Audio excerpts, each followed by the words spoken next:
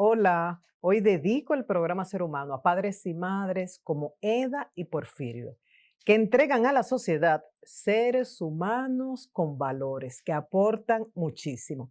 Hoy recibimos en el programa como nuestros invitados especiales a los hermanos Rodríguez Grullón.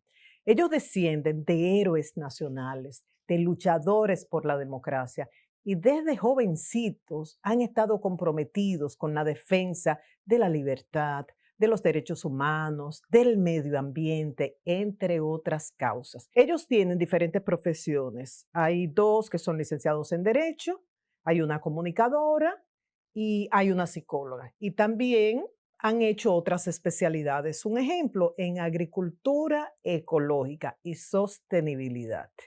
Y tienen un punto en común, es que son personas exitosas. Si medimos el éxito como tu capacidad de cumplir con tu misión de vida, aportando a la sociedad donde vives, buscando incidir de manera positiva y mientras tanto disfrutando todo este trabajo, esta labor, esta tarea. Recibimos con mucho amor a José Horacio, Gabriela, Altair y Virginia. Disfrútenlo. Y comenzamos el programa con Gabriel y José Horacio, que son los dos más pequeños de los hermanos Rodríguez Grullón. Bienvenidos a Ser Humano. ¿Cómo están? Ay, muy bien, gracias por recibirnos. No dije tu segundo nombre, que es un nombre de estrella también. Sí, todas tenemos nombre de estrella. ¿Y quién escogió? ¿Deneb? Deneb, Gabriela Deneb. ¿Y quién escogió tu segundo nombre? Papi. Papi es el aficionado de la astronomía. Porfirio es el hombre. Nombres bellísimos y me imagino que siempre llaman la atención. Sí.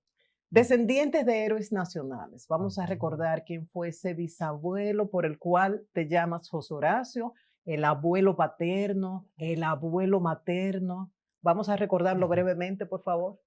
Bueno, nuestro bisabuelo fue Juancito Rodríguez, Juan Rodríguez García. El bisabuelo, sí. Fue por el abuelo. Por mi abuelo nombre, paterno, el papá de mi papá, sí, que llevo el nombre de José Horacio. Porque al final, soy también su nieto mayor. Nuestro bisabuelo era un hacendado del Cibao, originario de Moca, pero que se estableció en Barranca, hoy Distrito Municipal Juan Rodríguez García, que lleva su nombre, y allí se convirtió en uno de los agricultores más prósperos del país, con mayor cantidad de propiedades agrícolas y de cabeza de ganado, comenzando de cero porque él no venía de una familia rica. Él construyó toda esa fortuna por su propio trabajo y esfuerzo.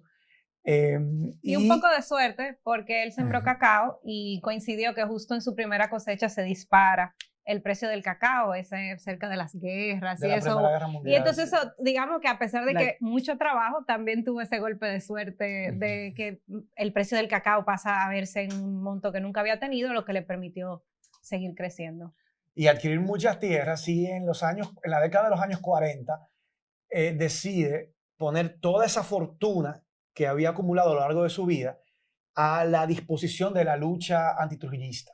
Y se va del país un poco escondido, alegando ante Trujillo que por condiciones de salud tenía que salir del país. Y también que iba a comprar como un ganado en Puerto Rico, porque por eso se lleva dinero. Exacto, para poder justificar que estaba sacando ese dinero. Y se habla de que en la época de la década de los 40 logró, medio escondido del régimen, sacar en efectivo cerca de $2 millones para irse fuera. Imagínense lo que era $2 millones en esa época para comprar armas para poder financiar la lucha antitrujillista desde el exilio de los dominicanos que ya habían ido saliendo desde los años 30 para liberar el país de esos tiempos oscuros que se vivían. Dios.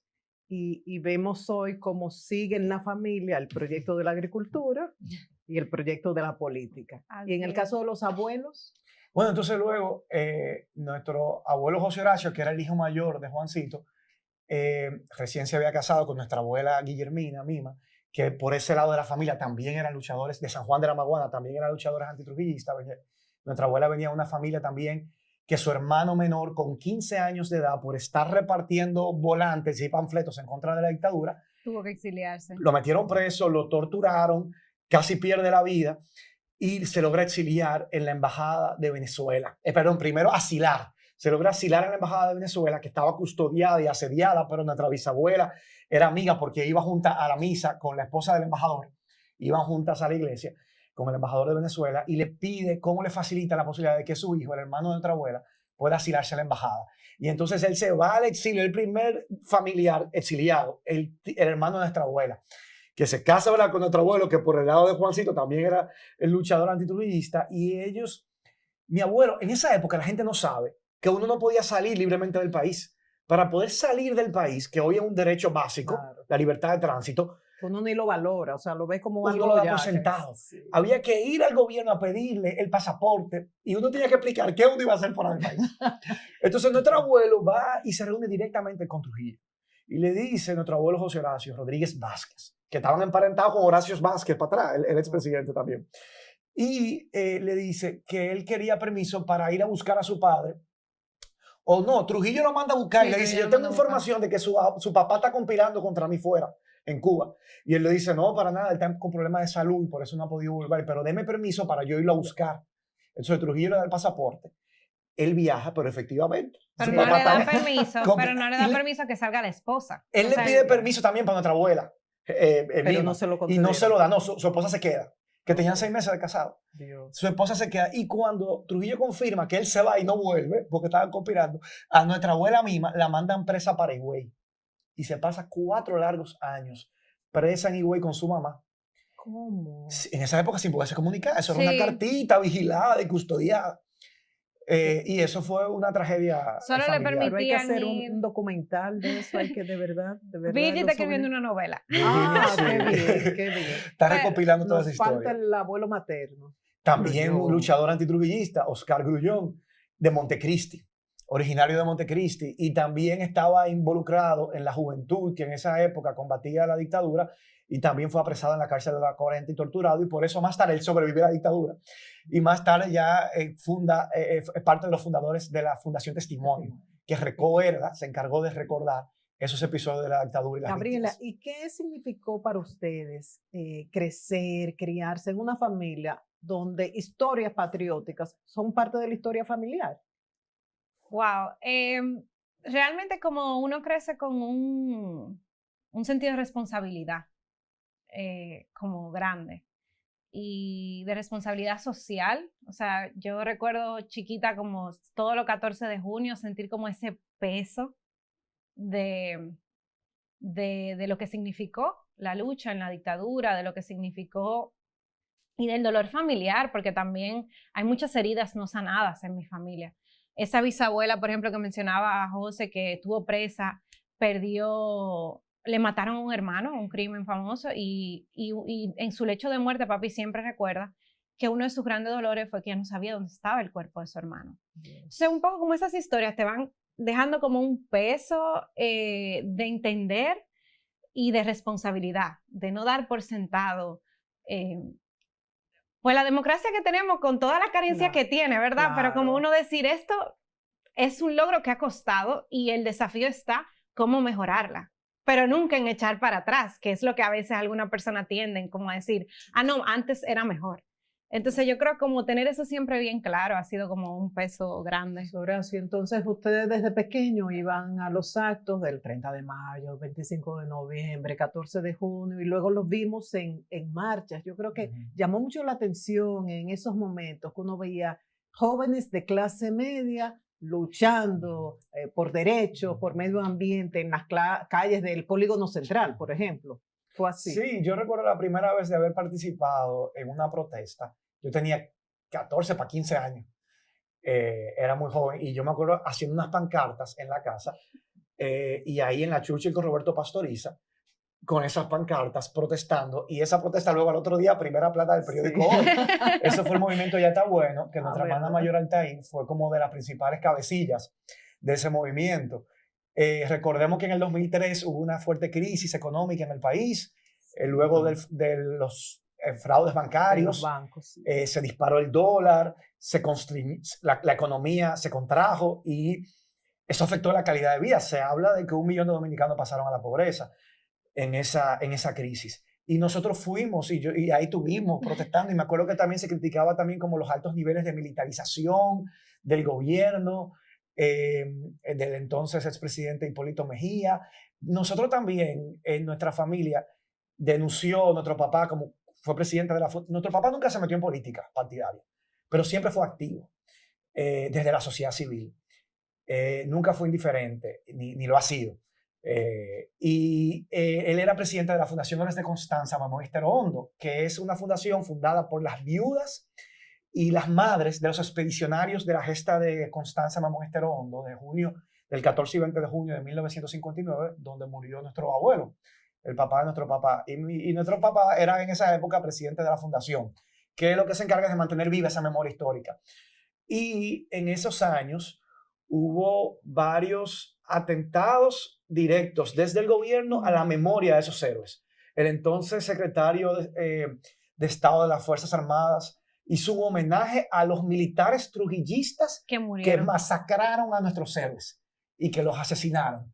Y luego entonces... pero en que eso abre de nuevo esa herida no sanada de la que tú hablabas como psicóloga. Exacto. Entonces luego en un 14 de junio, en esos años de ese gobierno, pasamos por el mal sabor de que en la fundación, que cada 14 de junio recibe las ofrendas florales de los partidos, de las organizaciones, de las instituciones que rinden honor a los héroes, que se recibió de parte...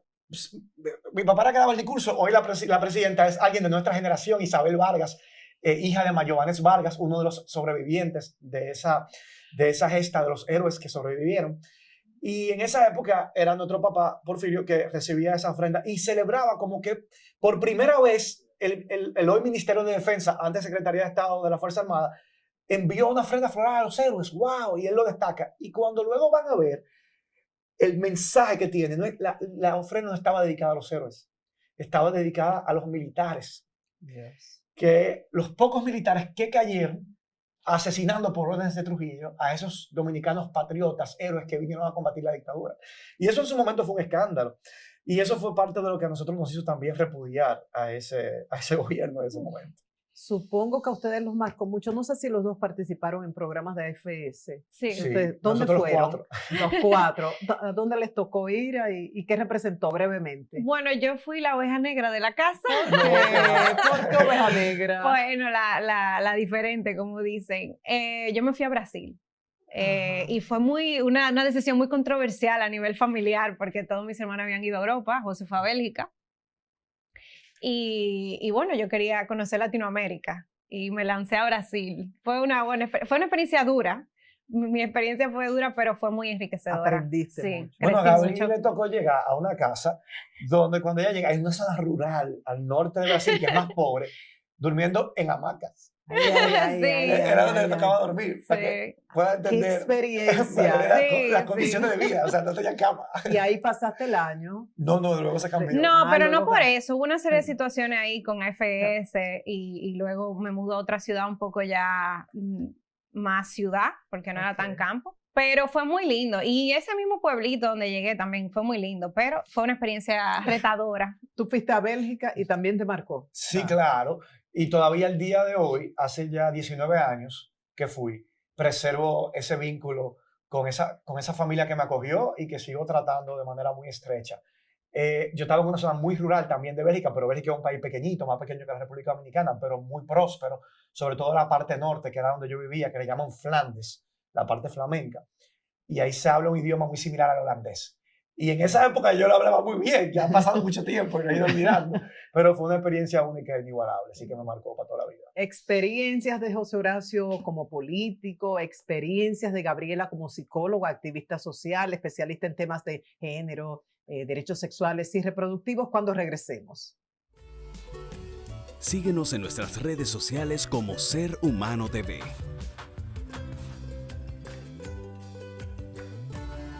Ya regresamos.